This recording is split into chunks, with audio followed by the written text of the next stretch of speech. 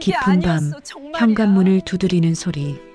순애 내가 누구야? 의도한 게 이 시간에 아니었어. 떨리는 손으로 문을 연다. 이게 흰 아니었어, 소복 차림의 정말이야. 은주가 서 있다. 순애 내가 은주야? 의도한 게 내가 아니었어. 살아있었니? 딸의 차가운 이게 목소리 아니었어, 아니에요. 정말이야. 전 은주가 아니라 은지예요.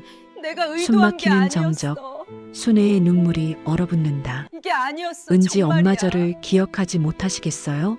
내가 순애 의도한 게 무슨 소리니? 아니었어. 난 딸이 하나뿐이었어. 이게 은지의 아니었어, 손에 들린 정말이야. 밝은 입양 서류. 내가 은지 의도한 저는 게 버려진 아니었어. 쌍둥이 엄마의 또 다른 딸입니다. 이게 아니었어.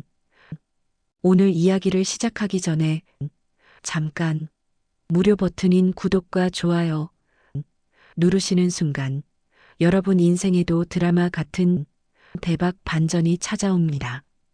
늦가을 찬비가 세상을 적시는 가운데 장례식장 안은 조용한 울음소리로 가득했습니다. 검은 옷을 단정히 차려입은 순애는 딸 은주의 영정 앞에 무릎을 꿇고 있었습니다. 29의 젊은 나이에 세상을 떠난 딸의 웃는 얼굴이 영정 속에서 어머니를 바라보고 있었죠. 은주야. 순애의 목소리는 떨렸습니다. 엄마는 이제 누구랑 살아야 하니? 58세의 순애에게 은주는 세상의 전부였습니다. 30살에 남편을 교통사고로 잃고 홀로 키워낸 하나뿐인 딸. 그 딸마저 갑작스런 추락사고로 세상을 떠나버렸습니다. 아침에 엄마 다녀올게요라며 환하게 웃던 딸이 저녁에는 차가운 시신이 되어 돌아왔죠. 장례식장 곳곳에서 조문객들의 위로 인사가 들려왔지만 순애의 귀에는 아무것도 들리지 않았습니다. 다만 딸의 목소리만이 맴돌 뿐이었죠. 엄마, 나 결혼하면 멀리 안 갈 거야. 엄마랑 계속 같이 살 거야. 그렇게 약속했던 딸이었는데요. 언니, 좀 드세요. 은주의 시누이가 국그릇을 들고 다가왔습니다. 이렇게 굶으시면 은주가 걱정할 거예요. 하지만 순애는 고개만 저었습니다. 입안이 텁텁하고 목구멍이 막힌 것 같아서 물 한 모금도 넘어가지 않았거든요. 며느리를 잃은 시어머니도 아내를 잃은 사위도 모두 슬퍼했지만 딸을 잃은 어머니의 슬픔과는 달랐습니다. 순애 씨, 힘내세요. 이웃집 밖 아주머니가 어깨를 토닥였습니다. 은주는 효녀였잖아요. 하늘에서도 분명 착하게 살 거예요. 순애의 눈에서 또다시 눈물이 흘러내렸습니다. 은주는 정말 효녀였습니다. 아버지 없이 자란 것을 한 번도 원망하지 않았고 대학을 졸업한 후에도 어머니 곁을 떠나지 않았죠. 결혼 후에도 매일 안부 전화를 하고 주말이면 어김없이 친정에 와서 어머니와 시간을 보냈습니다. 엄마, 내가 있잖아요. 걱정 마세요. 은주가 입버릇처럼 하던 말이었습니다. 어머니가 혼자 늙어가는 것을 걱정할 때마다 은주는 그렇게 말하며 환하게 웃어줬거든요. 그런 딸의 웃음소리가 이제는 기억 속에서만 들릴 뿐이었습니다. 어머니, 진정하세요. 사위인 민수가 다가와 조심스럽게 말했습니다. 은주도 어머니가 이렇게 상심하시는 걸 원하지 않을 거예요. 순애는 사위를 바라봤습니다. 은주와 결혼한 지 겨우 1년밖에 안 된 젊은 남자였죠. 은주가 그렇게 사랑했던 사람이었는데 지금은 어쩐지 낯설어 보였습니다. 슬픔보다는 당황스러움이 더 큰 것 같았거든요. 영정 앞에 놓인 국화꽃들이 하얗게 피어 있었습니다. 은주가 좋아하던 꽃이었죠. 어렸을 때부터 국화꽃을 보면 엄마 이 꽃처럼 순수하게 살래요라고 말하던 딸이었습니다. 그런 딸이 이제는 국화꽃에 둘러싸여 차갑게 누워 있었습니다. 은주야, 기억나니? 순애는 딸의 사진에 대고 속삭였습니다. 내가 20살 생일 때 엄마가 국화꽃다발을 사다 줬지. 그때 넌 울면서 고마워했잖아.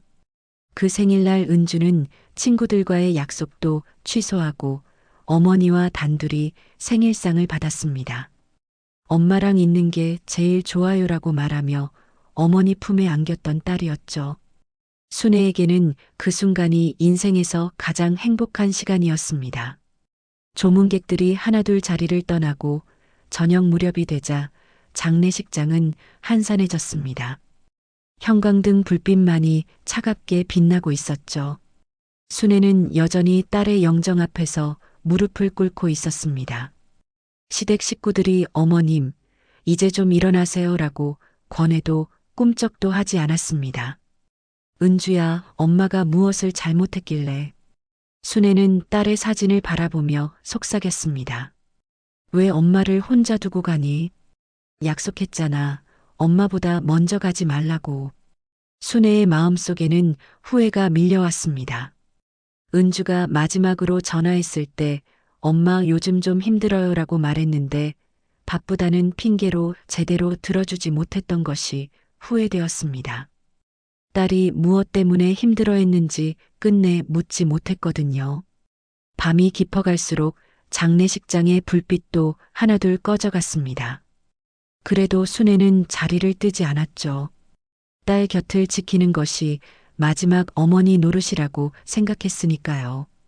찬 바닥에 무릎을 꿇고 앉아 있으니 다리가 저렸지만 고통조차 딸에 대한 그리움에 비하면 아무것도 아니었습니다. 새벽녘이 되어서야 순애는 잠깐 잠들었습니다. 꿈속에서 은주가 나타났죠. 어린 시절의 은주였습니다. 엄마 놀아줘요라며 손을 내미는 딸의 모습이 너무나 생생했습니다. 순애는 꿈속에서도 울었습니다. 사흘 동안의 장례를 마치고 순애는 무거운 발걸음으로 집에 돌아왔습니다. 현관문을 열자마자 밀려오는 고요함이 가슴을 짓눌렀죠. 은주가 신었던 구두가 현관에 가지런히 놓여 있고 식탁 위에는 딸이 마지막으로 마셨던 커피잔이 그대로 있었습니다. 거실 소파에는 은주가 즐겨 덮던 담요가 접혀 있었고 냉장고 문에는 딸이 붙여놓은 메모지들이 그대로 남아 있었습니다. 엄마 생신 선물 사기, 엄마랑 온천 여행 가기 같은 다정한 글씨들이 순애의 가슴을 더욱 아프게 했습니다. 순애는 은주의 방문을 열었습니다. 침대 위에 인형들이 가지런히 앉아 있고 책상 위에는 어머니 생신 선물로 준비하던 목도리가 반쯤 뜨개질되어 있었습니다. 노란색 털실로 정성스럽게 짜던 목도리였죠. 은주는 엄마 이거 완성되면 정말 예쁠 거예요라고 자랑하던 터였습니다. 모든 것이 딸이 살아있을 때와 똑같았는데 정작 딸만 없었습니다. 순애는 은주의 베개를 끌어안고 울었습니다. 딸의 향기가 아직 남아있는 것 같았거든요. 은주야. 순애는 딸의 침대에 몸을 맡기며 중얼거렸습니다. 엄마는 이제 어떻게 살아야 하니? 나도 곧 갈게. 그날 밤 순애는 은주의 침대에서 잠들었습니다. 딸의 체온이 남아있기를 바라면서요. 하지만 이불은 차갑기만 했습니다. 창밖으로 비가 계속 내리고 있었습니다. 마치 하늘도 순애의 마음을 아는 듯 끝없이 눈물을 흘리는 것 같았습니다. 장례를 마친 지 사흘째 되는 밤이었습니다. 순애는 은주의 방에서 잠을 이루지 못하고 뒤척이고 있었죠. 딸의 베개를 끌어안고 있어도 공허함은 메워지지 않았습니다. 시계 바늘이 자정을 넘기고 있을 때였습니다. 쿵쿵 현관문을 두드리는 소리가 들려왔습니다. 순애는 깜짝 놀라 몸을 일으켰습니다. 이 시간에 누가 찾아올까요? 혹시 은주의 시댁에서 무엇인가 가져가려고 온 건 아닐까 하는 생각이 들었습니다. 슬리퍼를 끌며 현관으로 나가는 순애의 발걸음은 무거웠습니다. 쿵쿵쿵 문을 두드리는 소리가 더욱 급해졌습니다. 누구세요? 순애가 떨리는 목소리로 물었습니다. 그런데 밖에서는 아무 대답이 없었습니다. 다만 흐느끼는 듯한 작은 소리만 들려올 뿐이었죠. 순애는 가슴이 두근거렸습니다. 혹시 은주가... 아니, 그럴 리 없다고 스스로를 달랬지만 손은 이미 문고리에 가 있었습니다. 문을 살짝 열어보니 현관 앞에 한 여자가 서 있었습니다. 흰 소복을 입고 긴 머리를 늘어뜨린 채 고개를 숙이고 있는 모습이었죠. 가로등 불빛에 비친 뒷모습이 너무나 낯익었습니다. 은주야? 순애의 입에서 저절로 딸의 이름이 흘러나왔습니다. 고개를 숙이고 있던 여자가 천천히 얼굴을 들었습니다. 그 순간 순애는 현기증을 느꼈습니다. 은주와 똑같은 얼굴이었거든요. 같은 눈, 같은 코, 같은 입술까지. 모든 것이 딸과 똑같았습니다. 엄마. 여자가 조용히 입을 열었습니다. 순애는 심장이 멎을 뻔했습니다. 목소리까지 은주와 똑같았거든요. 다리에 힘이 빠져 현관문에 몸을 의지했습니다. 은주야? 정말 은주냐? 순애의 목소리는 떨렸습니다. 어떻게 이럴 수가. 하지만 여자는 고개를 저었습니다. 저는 은주가 아니에요. 순애의 얼굴에 당황스러운 표정이 스쳤습니다. 분명 은주와 똑같은 얼굴인데 은주가 아니라니요. 그럼 누구란 말입니까? 저는 은지예요. 여자가 조심스럽게 말했습니다.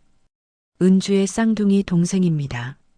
순애는 그 말을 듣고 한동안 말을 잇지 못했습니다. 쌍둥이 동생? 은주에게 쌍둥이 동생이 있다고요? 이해할 수 없는 말이었습니다. 순애는 현실과 꿈의 경계가 모호해지는 느낌이었죠. 그럴 리 없어. 순애가 중얼거렸습니다. 은주에게 쌍둥이 동생 같은 건 없어. 하지만 은지는 차분한 목소리로 계속 말했습니다. 어머니께서 저를 기억하지 못하시는 것도 당연해요. 저는 태어나자마자 버려졌으니까요. 그 순간 순애의 머릿속에 오래전 기억이 번개처럼 스쳤습니다. 20대 후반 연인에게 버림받고 홀로 아이를 낳았던 그 끔찍했던 시절 말이죠. 당시 순애는 공장에서 일하며 겨우 하루하루를 버텨가고 있었습니다. 임신 중기에 병원에서 의사가 말했습니다. 쌍둥이네요. 축하드려요. 하지만 당시 순애에게는 절망의 소식이었습니다. 연희는 임신 소식을 듣자마자 내 아이가 아닐 수도 있다며 도망가 버렸고 집안은 극도로 가난했으며 미혼모에 대한 사회의 시선은 차갑기만 했죠. 한 아이도 키우기 벅찬 상황에서 쌍둥이라니 절망적이었습니다. 당시 순애의 어머니는 병으로 누워 있었고 공장 일로 번 돈으로는 어머니 병원비와 생활비를 대기도 빠듯했습니다. 임신한 몸으로 밤늦게까지 일하다가 쓰러지기도 했죠. 주변 사람들은 아이를 낳지 말라고 만류했지만 순애는 포기할 수 없었습니다. 출산 당일 순애는 홀로 병원에 왔습니다. 극심한 진통 속에서 두 아이를 낳았죠. 첫째는 건강했지만 둘째는 몸이 약해 보였습니다. 미수가 증세로 인큐베이터에 들어가야 했거든요. 의사는 말했습니다. 둘째 아이는 당분간 입원이 필요합니다. 치료비만 해도 상당할 텐데 혹시 두 아이를 모두 키우기 힘들다면 입양을 고려해 보세요. 그때 병원비 고지서를 받은 순애는 절망했습니다. 출산 비용만으로도 몇 달치 월급이 날아갔는데 둘째 아이의 치료비까지 감당할 방법이 없었거든요. 은행 잔고는 바닥이었고 빌릴 곳도 없었습니다. 더욱 절망적인 것은 직장 상황이었습니다. 공장 사장은 미혼모를 계속 둘 수 없다며 복직을 거부했습니다. 당신은 지금처럼 출산휴가나 육아휴직 같은 제도가 제대로 없던 시절이었죠. 순애는 일자리마저 잃게 되었습니다.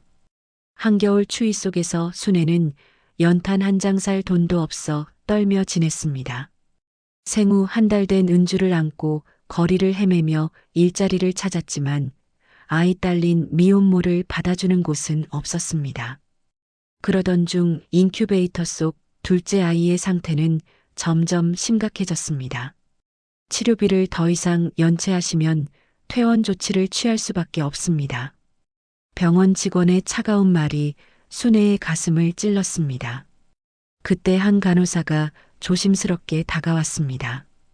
부인, 아이를 정말 사랑한다면 더 나은 환경에서 키워질 수 있도록 하는 것도 사랑 아닐까요? 저희가 아는 좋은 가정이 있는데 순애는 며칠 밤을 잠들지 못했습니다. 첫째 은주마저 제대로 돌보지 못하고 있는 상황에서 아픈 둘째까지 함께 키울 수 있을지 확신이 서지 않았거든요. 무엇보다 둘째 아이가 제대로 치료받지 못해 더 위험해질 수도 있다는 생각이 들었습니다. 안 돼. 순애는 고개를 저었습니다. 그건 말이 안 돼. 하지만 은지는 순애를 똑바로 바라보며 말했습니다. 어머니, 저는 29년 동안 어머니를 그리워했어요. 은주 언니의 부고를 보고서야 어머니가 어디 계신지 알게 됐죠. 순애의 다리가 휘청거렸습니다. 그 말이 사실이라면 순애는 평생 죄책감에 시달리며 살아왔던 그 일이 다시 현실로 돌아온 것이었습니다. 입양 가정에서 저를 키워주긴 했지만 은지의 목소리에 서운함이 묻어 있었습니다. 저는 항상 진짜 가족을 찾고 싶었어요. 특히 저와 똑같이 생긴 쌍둥이 언니가 있다는 걸 알고 나서는요. 순애는 현관문에 몸을 기댄 채 그대로 주저앉을 뻔했습니다. 버린 딸이 돌아왔다니. 그것도 다른 딸을 잃은 바로 이 순간의 말이죠. 들어와. 순애가 간신히 입을 열었습니다. 일단 들어와. 은지는 고개를 끄덕이며 조심스럽게 현관문을 들어섰습니다. 순애는 은지의 뒷모습을 보며 또다시 놀랐습니다. 걸음걸이까지 은주와 똑같았거든요. 거실로 들어선 은지는 사방을 둘러보았습니다. 은주의 사진들이 곳곳에 놓여있는 집안 풍경을 보며 은지의 눈에서 눈물이 흘러내렸습니다. 언니는 정말 행복했었나 봐요. 은지가 은주의 사진을 보며 속삭였습니다. 거실 소파에 마주 앉은 두 사람 사이에는 무거운 침묵이 흘렀습니다. 은지는 벽에 걸린 은주의 사진들을 하나하나 바라보며 눈물을 흘리고 있었고 순애는 떨리는 손으로 차를 우리고 있었습니다. 찻잔을 놓는 순애의 손이 덜덜 떨려서 찻잔이 딸그락거렸죠. 언니 사진이 참 많네요. 은지가 조심스럽게 말문을 열었습니다. 어릴 때부터 지금까지 정말 사랑받으며 자랐구나 싶어요. 순애는 은지의 말에 가슴이 찔렸습니다. 사진 속 은주는 정말 행복해 보였거든요. 돌잔치 사진부터 시작해서 초등학교 입학식, 중학교 졸업식, 대학 졸업식까지 인생의 모든 순간을 어머니와 함께했던 딸이었습니다. 은지야. 순애가 떨리는 목소리로 딸의 이름을 불렀습니다. 너는 정말 내 딸이니? 은지는 가방에서 낡은 봉투를 꺼냈습니다. 그 안에는 출생증명서와 입양서류, 그리고 몇 장의 사진이 들어 있었죠. 이것들이 제가 가진 전부예요. 양부모님께서 주신 거예요. 순애는 떨리는 손으로 서류들을 받아들었습니다. 출생증명서에는 분명히 적혀 있었죠. 쌍둥이 중 둘째, 모친 김순애. 그 글자를 보는 순간 순애의 머릿속에 묻어두었던 기억들이 쏟아져 나왔습니다. 그날의 기억이 생생했습니다. 한겨울 매서운 추위 속에서 순애는 병원 복도를 서성이고 있었죠. 인큐베이터 속 작은 아이를 바라보며 밤새 울었던 기억이 났습니다. 아이는 너무 작고 연약해서 살아날 수 있을지 확신할 수 없었거든요. 당시에 너는 정말 작았어. 순애의 목소리가 메었습니다. 미숙아여서 인큐베이터에 들어가 있었고 의사는 치료비가 많이 들 거라고 했어. 은지는 어머니의 말을 조용히 듣고 있었습니다. 양부모님께 들었던 이야기와 일치했거든요. 생모가 경제적으로 어려운 상황이었다는 것, 그래서 어쩔 수 없이 입양을 선택했다는 것을요. 그때 엄마는, 순애는 과거를 떠올리며 목이 메었습니다. 정말 죽고 싶을 만큼 힘들었어. 내 아빠는 임신 소식을 듣자마자 도망가 버렸고 할머니는 병으로 누워 계셨지. 공장에서 일하면서 번 돈으로는 할머니 병원비와 생활비를 대기도 빠듯했는데 순애의 눈에서 눈물이 흘러내렸습니다. 그때의 절망감이 다시 밀려왔거든요. 연탄 한 장 쌀 돈도 없어서 추위에 떨며 지냈던 그 겨울이 떠올랐습니다. 미혼모라는 이유로 직장에서도 쫓겨났어. 순애가 계속해서 말했습니다. 그때는 지금처럼 법이 잘 되어 있지도 않았거든. 아이 딸린 미혼모를 받아주는 곳은 어디에도 없었어. 은지는 어머니의 이야기를 들으며 복잡한 감정이 들었습니다. 원망스러우면서도 한편으로는 이해가 되었거든요.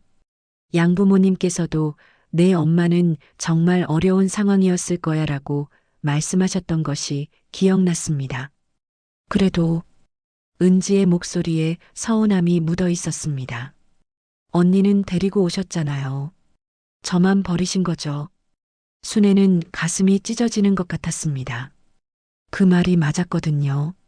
건강한 첫째는 데리고 왔지만 아픈 둘째는 포기했으니까요. 하지만 당시 상황을 생각하면 다른 선택의 여지가 없었습니다. 그때 은주도 제대로 돌보지 못하고 있었어. 순애가 떨리는 목소리로 말했습니다. 젖도 제대로 못 먹이고 기저귀도 자주 갈아주지 못했지. 밤에는 일하러 나가야 했으니까. 이웃집 할머니한테 맡기고 가야 했어. 순애는 그때의 자신을 떠올렸습니다. 갓난아기를 안고 일자리를 찾아 헤매던 모습을요. 아이가 울어도 달랠 여유가 없었고 분유쌀 돈이 떨어지면 설탕물을 먹이기도 했죠. 너까지 데리고 왔다면. 순애의 목소리가 더욱 떨렸습니다. 아마 둘 다 제대로 키우지 못했을 거야. 특히 너는 아파서 병원 치료가 계속 필요했는데 엄마는 그럴 능력이 없었어. 병원에서 만난 입양기관 직원의 말이 떠올랐습니다.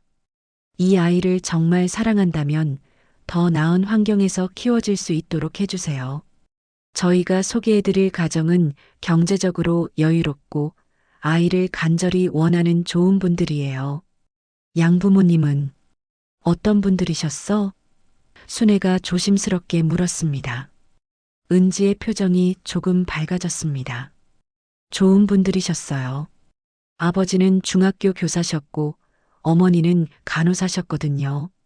저를 정말 친딸처럼 키워주셨어요. 순애는 안도감과 함께 묘한 질투심이 들었습니다. 다른 사람이 내 딸을 잘 키워줬다는 것에 고마우면서도 한편으로는 서운했거든요. 하지만 은지의 목소리가 작아졌습니다. 저는 항상 궁금했어요. 진짜 엄마는 누구인지, 왜 저를 보내셨는지. 15살 때 양부모님께서 진실을 말씀해 주셨을 때는 정말 충격이었어요. 그때 은지는 며칠 동안 밥도 제대로 먹지 못했다고 했습니다. 친부모가 있다는 것, 그리고 쌍둥이 언니가 있다는 것을 알게 되었을 때의 혼란스러움을 순애에게 털어놓았죠. 그 후로 계속 어머니를 찾고 싶었어요. 은지가 계속 말했습니다. 특히 언니가 어떻게 살고 있는지 너무 궁금했거든요.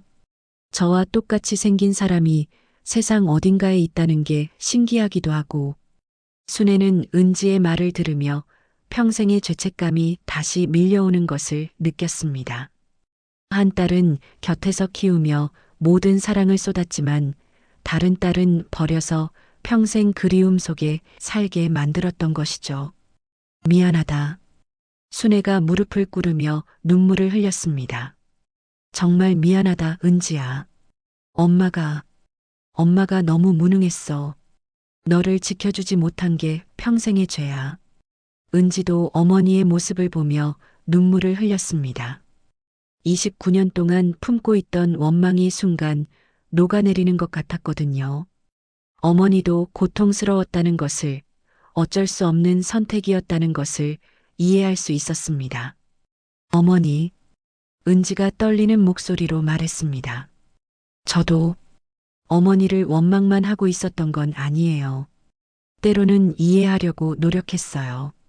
하지만, 순애가 고개를 들었습니다. 왜 언니는 데리고 오셨는지 은지의 목소리에 서운함이 묻어 있었습니다. 언니가 저보다 더 소중했던 건가요?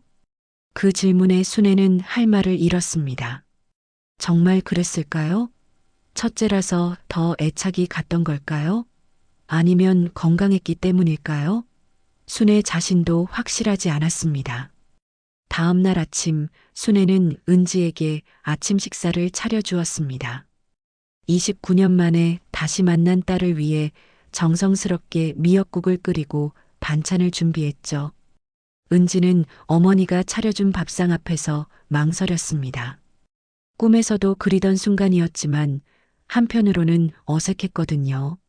많이 먹어. 순애가 은지의 밥그릇에 밥을 정성스럽게 담아주었습니다. 너무 말랐구나. 어머니가 앞으로 잘 챙겨줄게. 은지는 어머니의 손길에 눈물이 나려고 했습니다.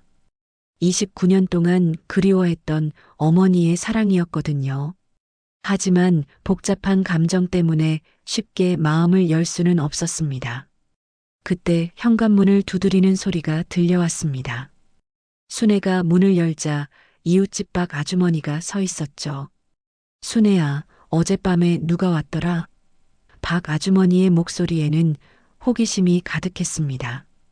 한밤중에 여자 목소리가 들리던데 박 아주머니는 현관 너머로 은지의 모습을 보자 깜짝 놀랐습니다.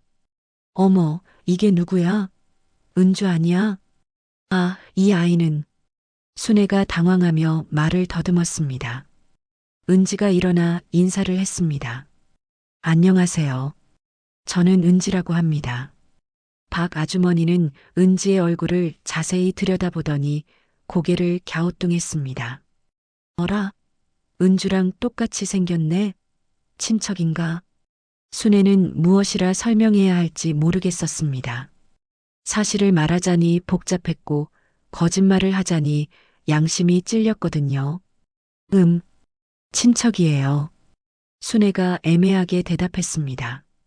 박 아주머니는 의심스러운 눈빛으로 은지를 바라봤습니다. 그런데 이상하네. 은주 장례식 때 친척들 다 봤는데 이 아이는 없었잖아. 그것도 이렇게 똑같이 생긴 아이를. 박 아주머니가 돌아간 후 순애는 불안했습니다. 동네에 소문이 날까봐 걱정되었거든요. 과연 은지의 존재를 어떻게 설명해야 할지 막막했습니다. 어머니, 저 때문에 곤란하시죠? 은지가 조심스럽게 물었습니다. 아니야, 그런 게 아니라. 순애가 고개를 저었지만 걱정이 앞섰습니다. 그 우려는 현실이 되었습니다. 오후가 되자 동네 아주머니들이 하나둘 찾아오기 시작했거든요.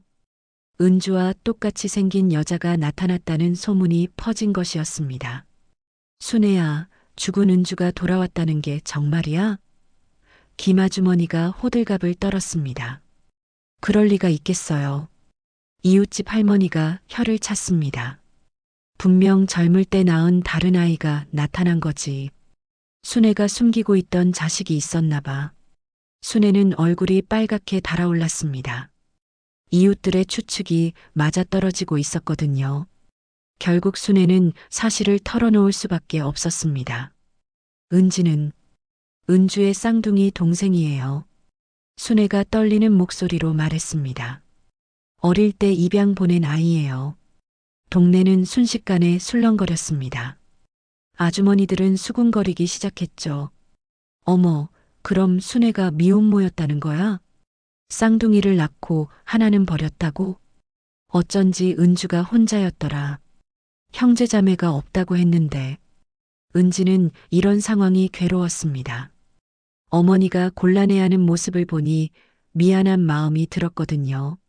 하지만 한편으로는 서운했습니다. 어머니가 자신의 존재를 부끄러워하는 것 같았으니까요. 더 큰 문제는 은주의 시댁에서 소문을 들었다는 것이었습니다. 그날 저녁 은주의 시어머니와 사위 민수가 찾아왔습니다. 둘의 표정은 좋지 않았죠. 어머님, 이게 무슨 일입니까? 시어머니의 목소리는 차갑했습니다. 은주에게 쌍둥이 동생이 있다니 왜 이제야 말씀하시는 거예요? 순애는 고개를 숙였습니다. 그동안 말하기 어려운 일이었어요. 민수는 은지를 의심스럽게 바라봤습니다. 정말 은주의 동생이 맞나요? 갑자기 나타나서 뭘 원하는 거죠? 저는 그냥 은지가 말하려고 했지만 시어머니가 가로막았습니다. 설마 은주 재산을 노리고 온 건 아니겠죠? 시어머니의 말이 노골적이었습니다. 은주 보험금이 상당한데 갑자기 동생이라는 사람이 나타나면 곤란해요. 순애는 깜짝 놀랐습니다. 보험금이요? 민수가 어색하게 말했습니다. 은주가 결혼하면서 보험을 들어둔 게 있어요. 수익자는 저로 되어 있고요. 은지는 그 말을 듣고 뭔가 이상함을 느꼈습니다. 언니의 죽음과 관련해서 보험금 이야기가 나오다니 석연치 않았거든요. 언니는 어떻게 돌아가신 거예요? 은지가 조심스럽게 물었습니다. 민수의 표정이 굳었습니다. 건물에서 추락했어요. 회사 일로 늦게 나갔다가 혼자 갔나요? 은지가 다시 물었습니다. 왜 그런 걸 묻는 거죠? 시어머니가 날카롭게 반응했습니다. 설마 우리 가족을 의심하는 건 아니겠죠? 은지는 직감적으로 뭔가 숨겨진 것이 있다고 느꼈습니다. 언니의 죽음에 대해 자세히 알고 싶었지만 분위기상 더 묻기는 어려웠습니다. 어쨌든 시어머니가 단호하게 말했습니다. 갑자기 나타난 사람이 가족 행세를 하는 건 곤란해요. 은주는 외동딸이었고 우리 가족과만 인연이 있었던 거예요. 민수도 거들었습니다. 맞아요. 이미 장례도 끝났고 모든 절차도 마무리됐어요. 이제 와서 동생이라고 나타나봤자 순애는 화가 났습니다. 은지는 내 딸이야. 왜 가족 행세를 하면 안 되는 거예요? 그럼 왜 지금까지 숨기고 계셨어요? 시어머니가 따져 물었습니다. 은주 결혼할 때도 말씀 안 하시고 장례 때도 나타나지 않았잖아요. 은지는 가슴이 아팠습니다. 언니의 장례식에 참석하지 못한 것이 후회되었거든요. 그때는 언니가 죽었다는 소식조차 모르고 있었으니까요. 저는 은지가 떨리는 목소리로 말했습니다. 언니 장례식에 참석하고 싶었어요. 하지만 어머니가 어디 계신지 몰랐거든요. 신문 부고를 보고서야 알게 됐어요. 시어머니와 민수는 서로 눈빛을 주고받았습니다. 그들에게는 은지의 존재가 반갑지 않았거든요. 보험금 문제도 그렇고 여러 가지로 복잡해질 것 같았으니까요. 어쨌든 시어머니가 냉정하게 말했습니다. 우리는 인정할 수 없어요. 증거도 없잖아요. 정말 은주의 동생인지 어떻게 확신해요? 은지는 가방에서 서류를 꺼냈습니다. 출생증명서와 입양 서류가 있어요. 그리고 필요하다면 유전자 검사도 받을 수 있어요. 하지만 시어머니는 고개를 저었습니다. 그런 서류는 얼마든지 조작할 수 있어요. 어머님도 정신 차리세요. 돈 노리고 온 사기꾼일 수도 있잖아요. 순애는 분노했습니다. 은지를 사기꾼이라고 하는 거예요? 내가 낳은 딸인데. 그럼 왜 이제야 나타났겠어요? 민수가 의심스럽게 말했습니다. 은주가 죽고 나서야 나타나다니 뭔가 목적이 있는 것 같은데요. 은지는 더 이상 참을 수 없었습니다. 저는 돈이 목적이 아니에요. 그냥 어머니를 찾고 싶었을 뿐이에요. 하지만 시댁 사람들은 믿지 않았습니다. 오히려 은지를 경계하며 순애에게 경고했죠. 어머님 조심하세요. 요즘 이런 식으로 접근하는 사기꾼들이 많아요. 그들이 돌아간 후 집안은 무거운 침묵에 빠졌습니다. 은지는 마음이 상했고 순애는 어쩔 줄 몰랐습니다. 딸을 되찾은 기쁨도 잠시 현실의 벽은 생각보다 높았습니다. 시댁 사람들이 떠난 후 은지는 잠들 수 없었습니다. 언니의 죽음에 대한 의문이 계속 머릿속을 맴돌았거든요. 보험금 이야기, 사위의 어색한 반응, 그리고 시어머니의 노골적인 경계심까지 뭔가 숨겨진 것이 있다는 직감이 들었습니다. 다음 날 아침 은지는 순애에게 말했습니다. 어머니, 언니가 어떻게 돌아가신 건지 자세히 알고 싶어요. 순애는 고개를 저었습니다. 그런 걸 알아서 뭐해? 은주는 이미 떠났는데. 하지만 이상해요. 은지가 진지하게 말했습니다. 어제 민수 씨 반응을 보니까 뭔가 숨기는 것 같았어요. 그리고 보험금 얘기를 왜 그렇게 민감하게 반응했을까요? 순애도 어제부터 마음 한편이 불편했습니다. 사위의 태도가 예전과 달랐거든요. 은주가 살아있을 때는 그렇게 다정했던 사람이 장례 후에는 어쩐지 차가워진 것 같았습니다. 민수는 원래 어떤 사람이었어요? 은지가 물었습니다. 처음에는 좋은 사람인 줄 알았지. 순애가 천천히 말했습니다. 은주를 잘 챙겨주는 것 같았고 나한테도 예의 바르게 대했어. 그런데 요즘 들어서는 좀 달랐어. 은주가 마지막에 전화할 때도 힘들다고 했는데 무엇 때문인지 자세히 말해주지 않았거든. 은지는 언니가 어떤 어려움을 겪고 있었는지 궁금했습니다. 그날 오후 은지는 혼자 나가서 은주가 일했던 회사 주변을 둘러보기로 했습니다. 사고가 난 건물도 직접 보고 싶었거든요. 은주가 다니던 회사는 시내 중심가에 있는 오피스 빌딩이었습니다. 은지는 건물 앞에 서서 올려다봤죠. 15층짜리 높은 건물이었습니다. 은주는 8층에서 추락했다고 했는데 어떻게 그런 일이 일어날 수 있었을까요? 실례합니다. 은지가 건물 경비원에게 다가갔습니다. 며칠 전에 이 건물에서 사고가 났다고 들었는데 경비원은 고개를 끄덕였습니다. 아, 그 일 말씀이시군요. 참 안타까운 일이었죠. 젊은 여자분이 혹시 그날 상황을 자세히 아세요? 경비원은 주변을 살펴보더니 조용히 말했습니다. 사실 이상한 점이 있었어요.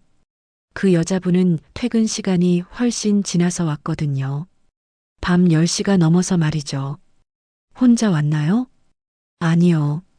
남자분과 함께 왔어요. 남편이라고 하더라고요. 그런데요? 경비원이 목소리를 낮췄습니다. 둘이 엘리베이터에서 말다툼하는 소리가 들렸어요. 꽤 격렬했던 것 같았는데 그 후에 여자분만 8층으로 올라갔죠. 은지의 가슴이 두근거렸습니다. 언니와 민수가 말다툼을 했다고요?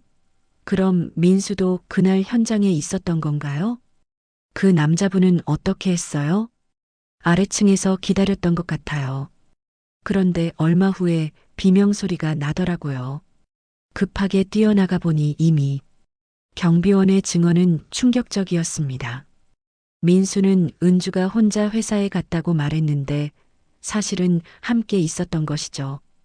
그리고 사고 직전에 말다툼까지 했다니. 은지는 더 자세한 정보를 얻기 위해 은주가 다니던 회사 동료들을 만나보기로 했습니다. 회사 근처 카페에서 은주와 친했던 김 대리를 만날 수 있었죠. 은주 씨를 찾는다고요? 김 대리가 놀라며 물었습니다. 혹시 가족분이세요? 네, 동생이에요. 은지가 조심스럽게 말했습니다. 언니에 대해 더 알고 싶어서요. 김 대리의 표정이 어두워졌습니다. 은주 씨, 마지막 몇 달 동안 많이 힘들어했어요.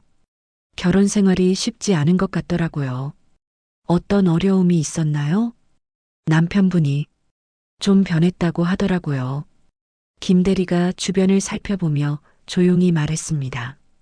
처음에는 잘해줬는데 시간이 지나면서 성격이 다르게 나타났다고. 은지는 더 자세한 이야기를 듣고 싶었습니다. 김 대리는 망설이다가 계속 말했습니다. 사실 은주 씨가 마지막 주에 저한테 상담을 요청했어요.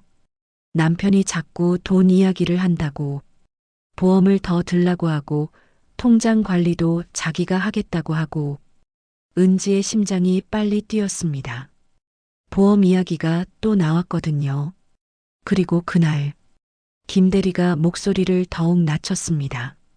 사고 당일에 은주 씨한테 전화가 왔어요. 울면서 도움을 요청하더라고요. 무슨 도움을요? 남편이 갑자기 회사로 오라고 해서 무섭다고, 혼자 가기 싫다고 하더라고요. 그런데 제가 그때 다른 일이 있어서 함께 가지 못했어요. 김 대리의 얼굴에 죄책감이 스쳤습니다. 지금 생각해보니 그때 함께 갔어야 했는데, 그럼 이런 일이 일어나지 않았을 텐데, 은지는 점점 더 확신이 들었습니다. 언니의 죽음이 단순한 사고가 아닐 가능성이 높다는 것을요. 민수의 행동들이 너무 의심스러웠거든요. 혹시 은주 씨가 남편과 어떤 문제로 다퉜는지 아세요? 김 대리가 잠시 망설이더니 말했습니다. 돈 문제였던 것 같아요. 은주 씨 아버지가 남겨주신 재산이 있었거든요. 그걸 남편이 자꾸 건드리려고 했다고. 은지는 처음 듣는 이야기였습니다. 순애는 그런 얘기를 한 적이 없었거든요. 아버지가 남긴 재산이요? 네, 은주 씨 아버지가 돌아가시기 전에 미리 은주 씨 명의로 해둔 부동산이 있었어요. 상당한 가치가 있는 땅이었는데 최근에 개발 계획이 나오면서 값이 많이 올랐거든요. 이제 그림이 어느 정도 그려졌습니다. 민수는 은주의 재산을 노리고 있었고 은주는 그것을 거부했을 가능성이 높았습니다. 그리고 그날 밤 말다툼이 벌어졌고 은지는 더 이상 가만히 있을 수 없었습니다. 언니의 죽음에 대한 진실을 밝혀야겠다고 결심했죠. 하지만 혼자서는 한계가 있었습니다. 증거도 필요했고 법적인 절차도 거쳐야 했으니까요. 집으로 돌아온 은지는 순애에게 모든 것을 털어놓았습니다. 경비원의 증언부터 김 대리의 이야기까지. 어머니, 언니는 사고로 죽은 게 아닐 수도 있어요. 은지의 목소리는 떨렸습니다. 순애는 충격받았습니다. 그럴 리 없어. 민수가 은주를 해칠 이유가 없잖아. 돈 때문이에요. 은지가 단호하게 말했습니다. 언니한테 재산이 있었고 보험금도 상당하다고 했잖아요. 그리고 경비원 증언에 따르면 순애는 무너져 내렸습니다. 딸의 죽음이 사고가 아니라 계획된 일이었다면 너무나 끔찍한 일이었습니다. 그럼 우리가 어떻게 해야 하니? 순애가 절망적인 목소리로 물었습니다. 진실을 밝혀야 해요. 은지가 어머니의 손을 잡았습니다. 언니를 위해서라도. 하지만 그 순간 현관문을 두드리는 소리가 들려왔습니다. 문을 열어보니 민수와 시어머니가 서 있었죠. 둘의 표정은 어제보다 더욱 차가웠습니다. 민수와 시어머니의 표정은 어제보다 훨씬 험악했습니다. 민수의 손에는 서류 봉투가 들려 있었고 시어머니의 눈에는 분노가 서려 있었죠. 어머님, 이 여자가 무슨 짓을 하고 있는지 아세요? 시어머니가 문을 열자마자 소리쳤습니다. 순애는 당황했습니다. 무슨 말씀이세요? 민수가 서류 봉투를 테이블에 던지듯 내려놓았습니다. 이 여자가 우리 회사까지 찾아가서 은주에 대해 캐묻고 다니더라고요. 심지어 경찰서까지 갔다면서요? 은지는 놀랐습니다. 어떻게 자신의 행동을 알았을까요? 분명 조심스럽게 알아본 것인데 저는 그냥 은지가 변명하려 했지만 시어머니가 가로막았습니다. 그냥이 아니죠. 우리 가족을 의심하고 있잖아요. 은주 죽음을 사고가 아니라고 의심한다면서요? 순애는 딸을 보호하려고 앞으로 나섰습니다. 은지는 언니를 그리워해서 그런 거예요. 이해해 주세요. 이해요? 민수가 비웃었습니다. 자기 편의대로 추측하고 죽은 사람까지 이용해서 우리를 범죄자로 만들려고 하는데요. 민수는 서류들을 펼쳐 보였습니다. 이게 뭔지 아세요? 은주와 제가 주고받은 모든 문자 메시지예요. 그리고 은주가 마지막으로 남긴 일기장도 있어요. 은지는 그 서류들을 보며 당황했습니다. 자신이 상상했던 것과는 다른 내용들이 적혀 있었거든요. 민수가 문자 메시지를 읽기 시작했습니다. 은주가 사고 당일 오후에 보낸 메시지예요. 여보, 회사에 급한 일이 생겼어. 같이 가줄 수 있어? 제가 바쁘다고 했더니 혼자 가기 무서워. 같이 가자라고 했어요. 순애는 혼란스러웠습니다. 그럼 은주가 먼저 같이 가자고 한 건가요? 그리고 이건 은주 일기장의 마지막 부분이에요. 민수가 계속 읽었습니다. 요즘 나는 너무 예민해진 것 같다. 민수가 나를 사랑하는 걸 알면서도 자꾸 의심하게 된다. 어머니한테도 괜한 걱정을 끼쳐드린 것 같아 미안하다. 은지는 할 말을 잃었습니다. 이런 증거들이 있다면 자신의 추측이 틀렸을 수도 있었거든요. 시어머니가 냉정하게 말했습니다. 은주는 산후 우울증 때문에 상당히 힘들어했어요. 아직 아이는 없었지만 유산을 한 후로 정신적으로 불안정했거든요. 순애는 깜짝 놀랐습니다. 유산요? 은주가 임신했었다고요? 민수가 고개를 끄덕였습니다.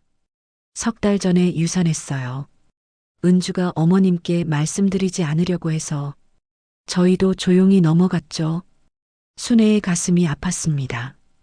딸이 그런 아픔을 혼자 감당하고 있었다니 왜 어머니에게 말하지 않았을까요? 은주는 그 일 이후로 자책감에 시달렸어요. 민수의 목소리에 슬픔이 묻어 있었습니다. 자기가 조심하지 못해서 아이를 잃었다고 생각했거든요. 그래서 정신과 상담도 받고 있었어요. 은지는 점점 미안한 마음이 들었습니다. 언니가 그런 고통을 겪고 있었는데 자신은 엉뚱한 의심만 하고 있었던 거네요. 사고 당일에도 민수가 계속 설명했습니다. 은주가 갑자기 회사에 중요한 서류를 놓고 왔다고 하더라고요. 내일 아침 일찍 프레젠테이션이 있는데 꼭 필요한 자료라고. 그래서 함께 갔던 거예요. 시어머니가 덧붙였습니다. 엘리베이터에서 다툰 것도 사실이에요. 하지만 그건 은주가 자꾸 자책하는 걸 말리려고 한 거였어요. 왜 혼자 책임지려고 하냐고 같이 극복하자고 말했던 거죠. 민수가 눈물을 닦으며 말했습니다. 저도 그날을 후회해요. 은주를 혼자 올려보내지 말았어야 했는데 아래층에서 전화를 받느라 잠깐 떨어져 있었거든요. 은지는 자신이 얼마나 잘못 생각했는지 깨달았습니다. 언니의 죽음을 두고 엉뚱한 의심을 했던 거네요. 정말 죄송해요. 은지가 고개를 숙였습니다. 제가 언니를 제대로 알지 못하면서 섣부른 판단을 했어요. 하지만 시어머니는 쉽게 용서하지 않았습니다. 죄송하다고 끝나는 일이 아니에요. 우리 가족의 명예에 먹칠을 했잖아요. 혹시 다른 사람들한테도 이런 얘기를 퍼뜨린 건 아니겠죠? 은지는 더욱 위축되었습니다. 김대리나 경비원에게 한 얘기들이 생각났거든요. 순애가 딸을 감쌌습니다. 은지는 언니를 사랑하는 마음에서 그런 거예요. 이해해 주세요. 사랑이요? 시어머니가 비웃었습니다. 진짜 사랑했다면 은주가 살아있을 때 찾아왔어야죠. 죽고 나서 나타나서 말도 안 되는 의심이나 하고 그 말에 은지는 가슴이 찢어지는 것 같았습니다. 정말 자신이 언니를 사랑했다면 더 일찍 찾아왔어야 했는데 제가 은지가 떨리는 목소리로 말했습니다. 정말 언니를 만나고 싶었어요. 하지만 어머니가 어디 계신지 몰랐고 언니가 어떻게 사는지도 몰랐거든요. 민수가 조금 누그러진 목소리로 말했습니다. 그건 이해해요. 하지만 앞으로는 이런 의심은 하지 말아주세요. 저희도 은주를 잃고 힘든데 이런 오해까지 받으면 은지는 고개를 끄덕였습니다. 정말 죄송해요. 다시는 그런 일 없을 거예요. 시어머니와 민수가 돌아간 후 집안은 무거운 침묵에 빠졌습니다. 은지는 자신이 얼마나 성급했는지 반성하고 있었고, 순애는 딸들의 아픔을 제대로 알지 못했던 자신을 탓하고 있었습니다. 어머니, 은지가 조심스럽게 말했습니다. 언니가 유산했었다는 걸 정말 몰랐어요? 순애는 고개를 저었습니다. 은주는 나한테 힘든 얘기는 잘 안 했어. 어머니 걱정시키기 싫다고. 저도. 은지가 눈물을 흘렸습니다. 언니가 그런 고통을 겪고 있었는데 저는 여기 없었잖아요. 언니 곁에서 위로해주지도 못하고. 순애는 은지를 껴안았습니다. 내 잘못이 아니야. 엄마가 잘못한 거지. 너를 버리지만 않았다면 은주도 외롭지 않았을 텐데. 그때 은지는 어머니에게 물었습니다. 어머니, 언니는 저보다 더 사랑받았나요? 순애는 눈물을 쏟으며 대답했습니다. 사랑의 무게는 같았단다. 다만 내가 약해서 널 보내야 했던 거야. 그게 평생의 죄였어. 은지는 그 말을 듣고 마음이 조금 풀렸습니다. 어머니가 자신을 사랑하지 않아서 보낸 게 아니라는 걸 알았거든요. 그래도 은지가 주저하며 말했습니다. 이제는 어머니라고 부르고 싶어요. 순애는 울면서 은지를 꼭 끌어안았습니다. 고마워, 은지야. 엄마를 용서해줘서. 그 순간 두 사람의 상처가 처음으로 포개지는 것 같았습니다. 29년간의 그리움과 죄책감이 조금씩 치유되기 시작했죠. 비록 늦었지만 진짜 모녀가 되어가는 순간이었습니다. 창밖으로는 따뜻한 햇살이 비치고 있었습니다. 오랜 어둠 끝에 찾아온 작은 희망의 빛처럼 말이죠. 은지와 순애가 조금씩 가까워져 가던 어느 날 예상치 못한 일이 벌어졌습니다. 은지가 은주의 유품을 정리하다가 언니의 핸드폰에서 충격적인 내용을 발견한 것이었죠. 어머니, 이것 좀 보세요. 은지가 떨리는 손으로 핸드폰을 들고 왔습니다. 핸드폰 화면에는 은주가 사고 당일에 녹음한 음성 파일이 있었습니다. 파일명은 만약의 경우를 위해였죠. 이상해요. 언니가 왜 이런 걸 녹음했을까요? 은지가 재생 버튼을 눌렀습니다. 핸드폰에서 은주의 목소리가 흘러나왔습니다. 만약 나에게 무슨 일이 생긴다면 이 녹음을 듣는 사람에게 말하고 싶어요. 민수가 이상해요. 순애와 은지는 숨을 죽이고 들었습니다. 오늘도 민수가 통장을 달라고 했어요. 그리고 보험을 더 들자고 하고. 무서워요. 혹시 나에게 무슨 일이 생기면 민수를 의심해 보세요. 녹음은 거기서 끊어졌습니다. 은지와 순애는 서로를 바라보며 경악했습니다. 그럼 정말. 순애가 떨리는 목소리로 말했습니다. 네, 제 추측이 맞았어요. 은지의 얼굴이 창백해졌습니다. 언니는 위험을 느끼고 있었어요. 그때 현관문을 두드리는 소리가 들려왔습니다. 문을 열어보니 민수가 서 있었죠. 평소와 달리 얼굴이 굳어 있었습니다. 안녕하세요. 혹시 은주 핸드폰 못 봤나요? 민수의 목소리에 긴장감이 묻어 있었습니다. 은지는 순간적으로 핸드폰을 등 뒤로 숨겼습니다. 핸드폰이요? 네, 은주가 쓰던 핸드폰이요. 장례 후에 어디 뒀는지 기억이 안 나서. 민수가 집안을 둘러봤습니다. 순애가 당황하며 말했습니다. 아, 그런 게 있었나요? 잘 모르겠는데. 민수의 눈빛이 날카로워졌습니다. 분명히 어머님께 드렸는데요. 은주 유품이니까 잘 보관해달라고. 은지는 민수의 반응을 보며 확신했습니다. 분명 핸드폰에 중요한 증거가 있다는 걸 알고 있는 것 같았거든요. 혹시 찾으면 연락드릴게요. 순애가 어색하게 말했습니다. 민수가 돌아간 후 은지는 즉시 경찰서에 신고하기로 했습니다. 하지만 순애는 망설였죠. 정말 그럴까? 민수가 은주를. 순애는 믿고 싶지 않았습니다. 어머니, 이 녹음을 들어보세요. 은지가 다시 재생했습니다. 언니가 직접 위험하다고 말했잖아요. 그날 저녁 두 사람은 경찰서를 찾았습니다. 담당 형사는 녹음 파일을 듣고 심각한 표정을 지었죠. 이것만으로는 확실한 증거가 되기 어렵습니다. 형사가 설명했습니다. 하지만 재수사를 요청할 수는 있겠네요. 며칠 후 경찰이 민수를 소환해서 조사했습니다. 민수는 처음에는 당당하게 나왔지만 점점 말이 바뀌기 시작했죠.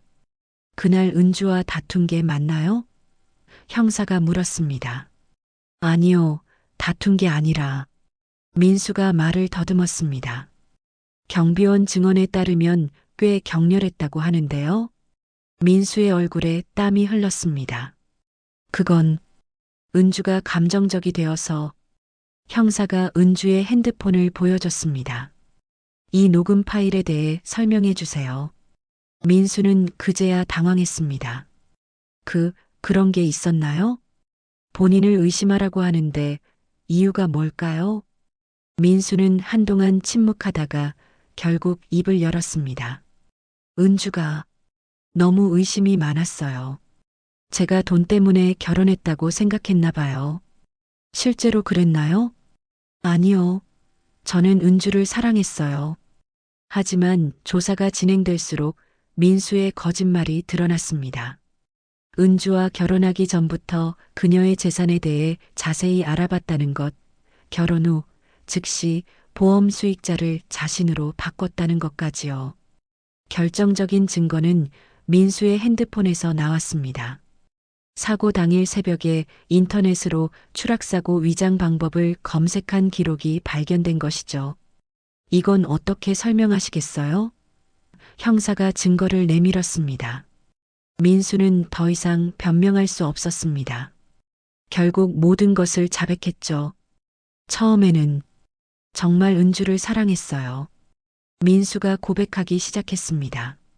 하지만 빚이 너무 많았어요.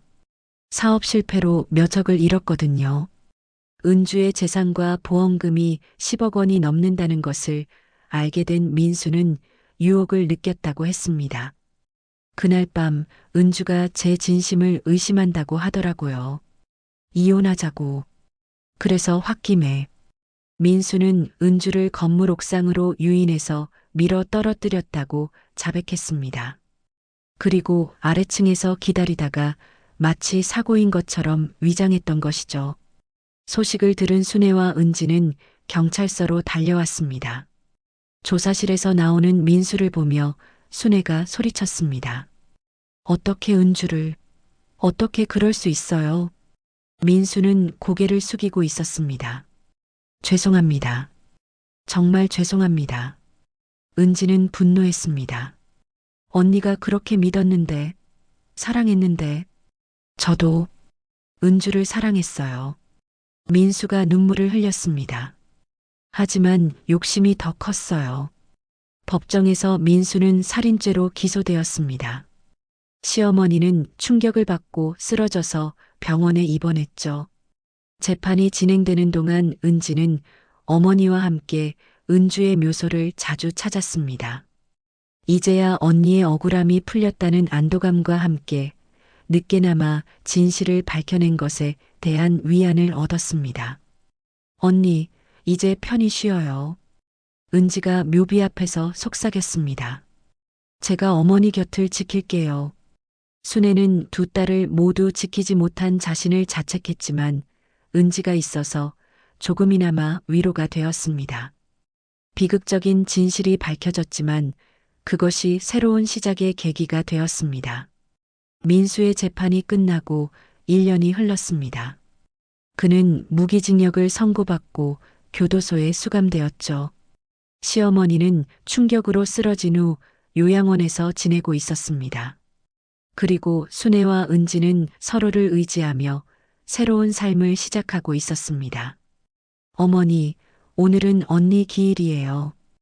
은지가 하얀 국화꽃을 준비하며 말했습니다. 순애는 은주가 좋아했던 미역국을 끓이고 있었습니다. 은주야, 내가 좋아하던 국이야. 은지랑 함께 끓였어. 이제 순애는 은지를 자연스럽게 딸이라고 불렀습니다. 처음에는 어색했지만 시간이 지나면서 진짜 모녀가 된 것 같았거든요. 은지도 매일 아침 어머니, 안녕히 주무셨어요? 라고 인사하며 어머니를 챙겼습니다. 묘지로 가는 길에서 은지가 조심스럽게 말했습니다. 어머니, 제가 간호학과에 편입한다고 했을 때 기억나세요? 그럼 우리 딸이 간호사가 되겠다고 했을 때 얼마나 기뻤는데. 순애가 미소를 지었습니다. 은주도 사람 돕는 일을 좋아했는데 너희 자매는 마음씨가 똑같구나. 은지는 양부모님이 간호사였던 것에서 영감을 받아 간호학을 공부하기로 결심했습니다. 하지만 진짜 이유는 따로 있었죠. 어머니 같은 분들을 돌보고 싶었거든요. 혼자 사시는 어르신들, 자식을 잃고 아파하는 부모님들을요. 어머니, 은지가 순애의 손을 잡았습니다. 제가 간호사가 되면 어머니를 평생 돌봐드릴 거예요. 언니 목까지 해드릴게요. 순애의 눈에서 눈물이 흘렀습니다. 고마워, 은지야. 엄마는 너만 있어도 세상이 다 있는 것 같아. 묘지에 도착해서 두 사람은 은주의 묘 앞에 무릎을 꿇었습니다. 묘비에는 사랑하는 딸이자 언니 김은주라고 새겨져 있었습니다. 순애가 몇 달 전에 새로 새긴 것이었죠. 은주야, 순애가 묘비를 어루만지며 말했습니다. 엄마가 은지를 찾았어. 내 동생 말이야. 너희 둘이 함께 있었다면 얼마나 좋았을까. 순애의 목소리가 떨렸습니다. 두 딸이 함께 자란 모습을 상상할 때마다 가슴이 아팠거든요. 은지도 언니 앞에서 마음을 털어놓았습니다. 언니, 저 정말 미안해요. 언니가 혼자 모든 걸 감당하고 있을 때 저는 여기 없었잖아요. 어머니가 슬플 때 곁에 있어드리지 못했고, 은지의 목소리도 메었습니다. 평생 품고 있던 죄책감이었죠. 언니가 유산했을 때도, 민수 때문에 힘들어할 때도 저는 몰랐어요. 쌍둥이인데 왜 몰랐을까요? 은지가 울먹였습니다. 그때 순애가 은지를 꼭 안았습니다. 은지야, 내 잘못이 아니야. 엄마 잘못이지. 엄마가 너희를 떼어놓은 거야. 두 사람은 묘 앞에서 한참 울었습니다. 29년간의 그리움과 후회가 모두 쏟아졌죠. 바람이 살살 불어와 국화꽃잎을 흩날렸습니다. 마치 은주가 괜찮다고 말하는 것 같았어요. 언니, 은지가 가방에서 무언가를 꺼냈습니다. 노란색 털실로 짠 목도리였죠. 이거 기억나세요? 언니가 어머니 생신 선물로 준비하던 목도리예요. 순애는 깜짝 놀랐습니다. 내가 어떻게... 언니 방에서 찾았어요. 반쯤 짜다가 멈춰 있더라고요. 은지가 설명했습니다. 그래서 제가 이어서 완성했어요. 언니 마음과 제 마음을 합쳐서요. 순애는 목도리를 받아들며 눈물을 흘렸습니다. 은주의 마지막 사랑이 은지의 손을 통해 완성된 것이었죠. 은주야, 너희 자매가 엄마한테 이런 선물을 줬구나. 순애가 목도리를 목에 둘러쌌습니다. 따뜻해. 정말 따뜻해. 은지가 묘비에 대고 속삭였습니다. 언니, 이제 제가 어머니를 돌볼게요. 외롭지 않게 해드릴게요. 그러니까 편히 쉬세요. 그때 순애가 중요한 말을 했습니다. 은지야, 엄마가 하고 싶은 말이 있어. 네, 어머니. 엄마가 너한테 정말 미안해. 순애가 무릎을 꿇으며 말했습니다. 29년 전에 너를 보낸 건 정말 엄마의 잘못이었어. 변명의 여지가 없어. 은지는 어머니를 일으켜 세우며 말했습니다. 어머니, 이제 그런 말씀 마세요. 저도 이해해요. 어머니도 어쩔 수 없었던 거잖아요. 아니야. 순애가 고개를 저었습니다. 엄마가 더 강했어야 했어. 어떤 어려움이 있어도 너희 둘을 다 지켜야 했는데. 순애는 평생 가슴에 묻어두었던 말을 털어놓았습니다. 은주한테도 미안해. 엄마가 죄책감 때문에 은주를 더 올감했던 것 같아. 은주에게 너무 의존했고 은주도 그래서 힘들었을 거야. 은지는 어머니의 진심을 알 수 있었습니다. 순애는 한 딸을 잃은 죄책감으로 다른 딸에게 모든 걸 쏟아부었던 거죠. 그것도 은주에게는 부담이었을 것이었습니다. 어머니, 이제 우리 새로 시작해요. 은지가 어머니의 손을 잡았습니다. 언니도 우리가 행복하게 사는 걸 원할 거예요. 두 사람은 은주의 묘 앞에서 새로운 다짐을 했습니다. 서로를 더 이해하고 더 사랑하며 살겠다고요. 집으로 돌아오는 길에 순애가 말했습니다. 은지야, 양부모님께 인사드리러 가자. 엄마가 직접 감사 인사를 드리고 싶어. 다음 주말 순애와 은지는 함께 양부모님을 찾아뵈었습니다. 양부모님은 순애를 따뜻하게 맞아주셨죠. 은지 친어머니시군요. 양어머니가 순애의 손을 꼭 잡았습니다. 얼마나 보고 싶으셨겠어요? 순애는 양부모님 앞에서 깊이 절했습니다. 은지를 이렇게 훌륭하게 키워주셔서 정말 감사합니다. 제가 못다한 부모 역할을 대신해 주셔서. 순애의 목소리가 떨렸습니다. 다른 사람이 내 딸을 키워준 것에 대한 감사함과 미안함이 복잡하게 얽혀 있었거든요. 양아버지가 말했습니다. 은지는 정말 착한 아이였어요. 우리에게도 큰 기쁨이었습니다. 그래도 순애가 눈물을 흘렸습니다. 제가 키웠어야 할 아이를. 양어머니가 순애를 위로했습니다. 어떤 선택이든 쉽지 않았을 거예요. 중요한 건 이제 가족이 됐다는 거죠. 그날 네 사람은 은지의 어린 시절 앨범을 함께 봤습니다. 순애는 딸의 성장 과정을 사진으로 보며 놓친 시간들을 애써 채우려고 했죠. 이때 은지가 처음 걸음마를 했어요. 양어머니가 사진을 보여주었습니다. 순애는 그 사진을 오랫동안 바라봤습니다. 내가 볼 수 없었던 순간들이네. 이제부터는 함께 만들어가면 돼요. 양아버지가 따뜻하게 말했습니다. 헤어질 때 양어머니가 순애에게 말했습니다. 앞으로도 자주 만나요. 우리 모두 은지의 가족이니까요. 순애는 고개를 끄덕였습니다. 이제는 더 큰 사랑으로 은지를 돌볼 수 있을 것 같았거든요. 그날 밤 집에서 순애와 은지는 차를 마시며 대화를 나누었습니다. 어머니, 은지가 말했습니다. 저 정말 행복해요. 이런 날이 올 줄 몰랐어요. 나도 그래. 순애가 딸의 손을 잡았습니다. 은주를 잃고 세상이 끝난 줄 알았는데 내가 와서 다시 살 이유를 줬어. 어머니가 저한테도 그래요.